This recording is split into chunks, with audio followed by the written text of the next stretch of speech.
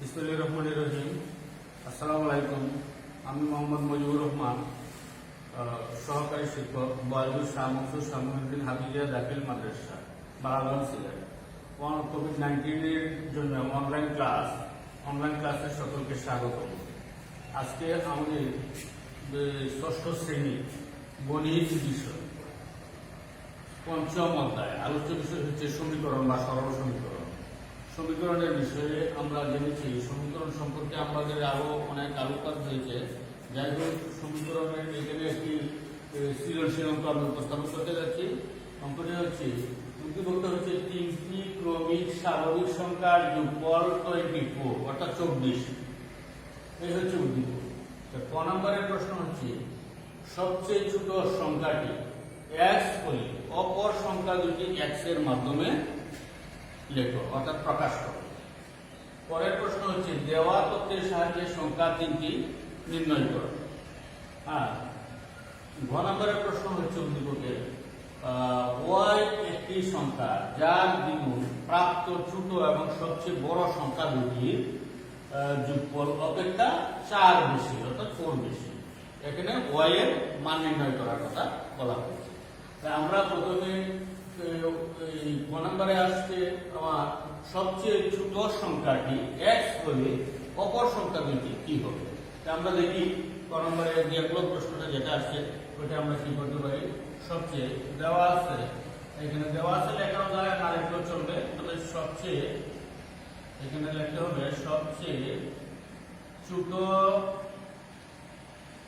সংখ্যাটি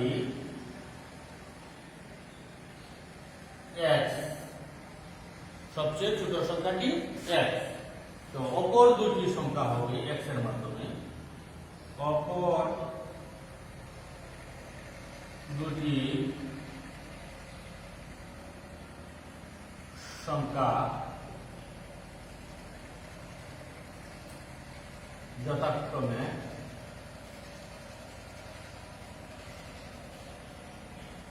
প্রথম সংখ্যাটা x, সবচেয়ে ছোট সংখ্যাটা, তারপরে সংখ্যাটা হবে ক্রমিক সংখ্যা, যেহেতু এখানে ক্রমিক লেখা আছে আমরা x এর সঙ্গে x যোগ করতে হবে, x প্লাস 1, ওইটা হচ্ছে দ্বিতীয়টা। এবং পরের সংখ্যাটা, এর পরের সংখ্যাটা অর্থাৎ তৃতীয় সংখ্যাটা, এবং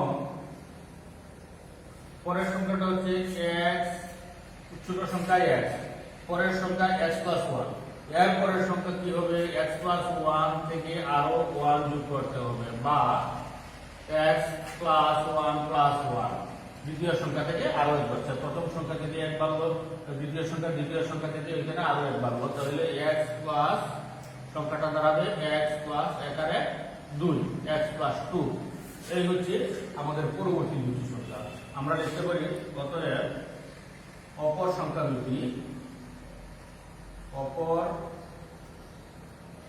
সংখ্যা দুইটি যথাক্রমে একটা হচ্ছে x প্লাস 1 এবং অপর আরেকটা x প্লাস 2। ওইটি হচ্ছে আনসার বা উত্তর, এই প্রথম অঙ্কের সমাধান। এরপরে ক নম্বরে আসি আমরা। আশা করি ওইটা বুঝতে কারো কোনো অসুবিধা হয় নাই। পরবর্তীতে আসি দেওয়া তথ্যের সাহায্যে সংখ্যা 3টি নির্ণয় করো। এখানে তথ্য দেওয়া আছে যে প্রথম সংখ্যা x দেওয়া আছে, দ্বিতীয় সংখ্যা x প্লাস 1, তৃতীয়টা হচ্ছে x প্লাস 2। এই তিনটা সংখ্যা একত্রে কি করতে হবে, যোগ করতে হবে।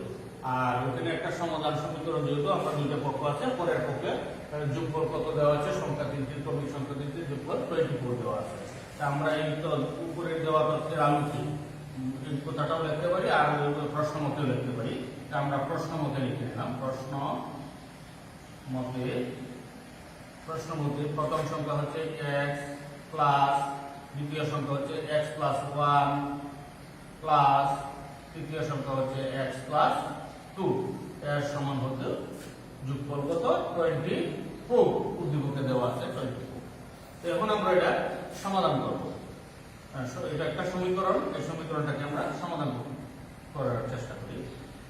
x এখানে কয়টা আছে, এটাও প্লাস, এটাও প্লাস, এটাও প্লাস, তিনটা না, তাহলে আমরা যোগ করে নিতে পারি, একটা দুইটা তিনটা, 3x লিখতে পারি। আর এখানে ওই 2 ও ধনাত্মক সংখ্যা, 1 ও ধনাত্মক সংখ্যা, 2 আর 1 3 লিখতে পারি আমরা। এর সমান 24। এখন পক্ষান্তর বলে একটা কথা আছে, আমরা ওইখান থেকে পক্ষান্তর করতে পারি। অর্থাৎ x জাতীয় যে সংখ্যাগুলো আছে এটি এক পক্ষে রাখলাম, x ছাড়া যেটা ওইটা এক পক্ষে নিলাম। 3x শুধু এক পক্ষে আছে, ওইটা হচ্ছে বাম পক্ষে আছে। আর ডান পক্ষে 24 আছে। পক্ষান্তর করার সময় যে কোনো সংখ্যা বা অঙ্ক ওইটা চিহ্ন পরিবর্তন হয়, প্লাস থাকলে মাইনাস হয়, মাইনাস থাকলে প্লাস হয়। তো এখানে +3 দেওয়া আছে, এখানে এই পক্ষে গেলে কি হবে -3। তো -3 হলে 24 থেকে 3x সমান 24 থেকে 3 বাদ দিলে কত থাকে? অর্থাৎ 24 থেকে 21 বাদ দিলে 21 থাকে।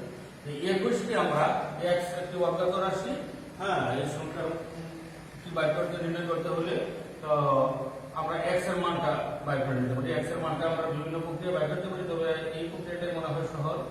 x সমান 3 দিয়ে 21 কে ভাগ করে দিই আমরা। 21 ভাগ 3, 3 সাথে কত হয়? 21। তো 21, অতএব x সমান 7। x এর মান পাইছি আমরা 7। সংখ্যা 3টি নির্ণয় করার জন্য বলছে x সমান 7। আমাদের সংখ্যা 3টি হবে, সংখ্যা 3টি, প্রথম সংখ্যাটা কি ধরা ছিল? x। এর পরের সংখ্যা x + 1, এর পরের সংখ্যা x + 2। তো প্রথম সংখ্যা আমরা ধরে নিই সবচেয়ে ছোট সংখ্যাটি। হ্যাঁ, সংখ্যা 3টি যথাক্রমে, অতএব সংখ্যা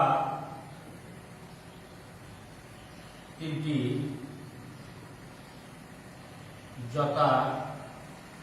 যথাক্রমে,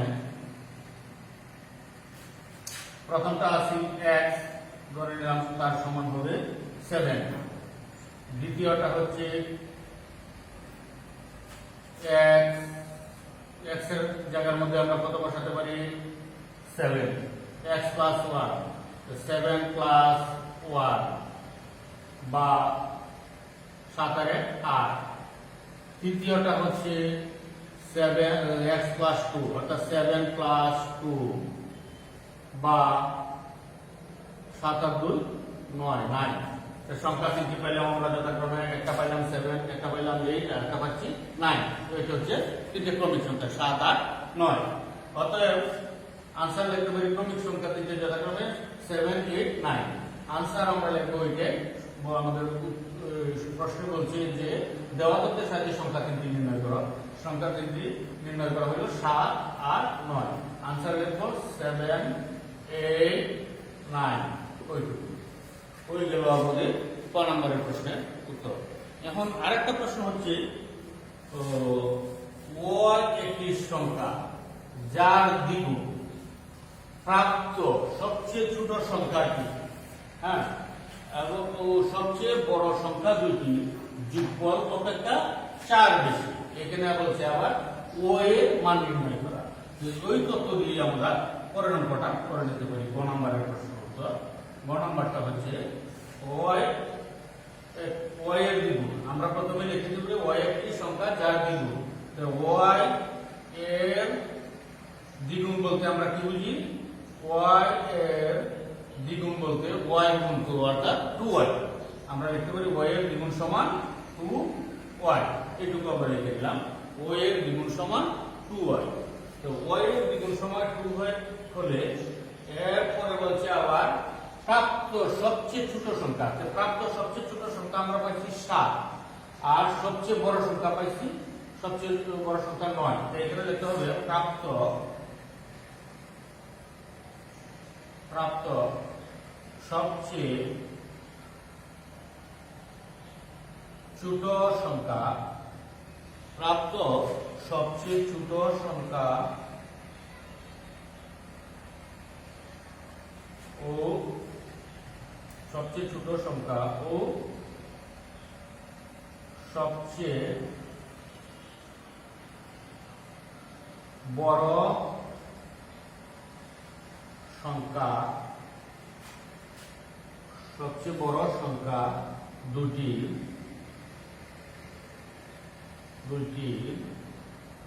যোগফল পর সমান কত হবে?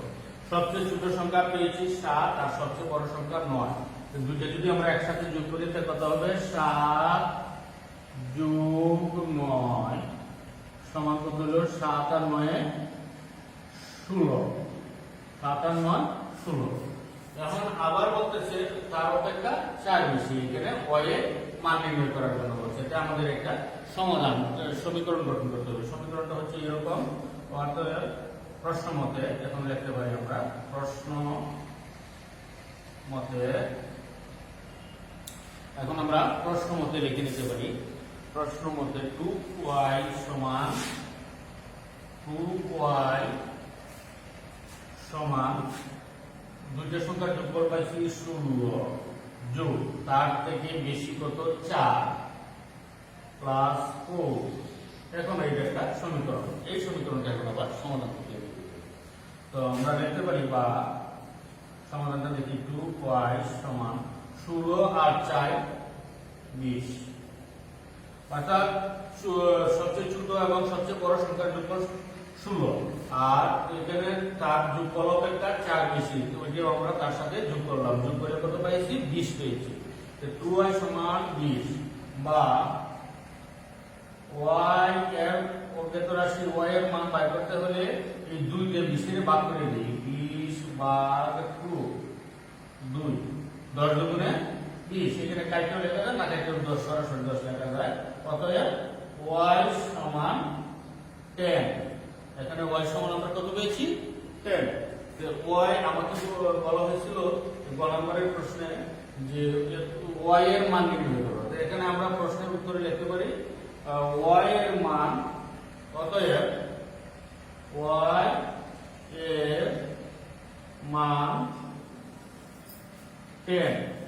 এই 10 হবে এখানে आंसर। y এর মান 10। তো y এর মান 10 আমরা কিন্তু পেয়ে গেছি। y এর মান 10। তো আজকে আমাদের ওই অনলাইন ক্লাসে ওই যে সৃজনশীল অঙ্কটা আশা করি বুঝতে কারো কোনো অসুবিধা হয়নি। যদি হয়ে থাকে পরবর্তী ক্লাসে আমরা এটা আরো বোঝার চেষ্টা করব। আশা করি এরকম হওয়ার কথা না। তবে আজকে অনলাইন ক্লাসে সকলকে অংশগ্রহণ করার জন্য স্বাগতম। আজকের মতো পাঠ এখানে সমাপ্তি ঘোষণা করলাম। সকলকে ধন্যবাদ। আসসালামু আলাইকুম।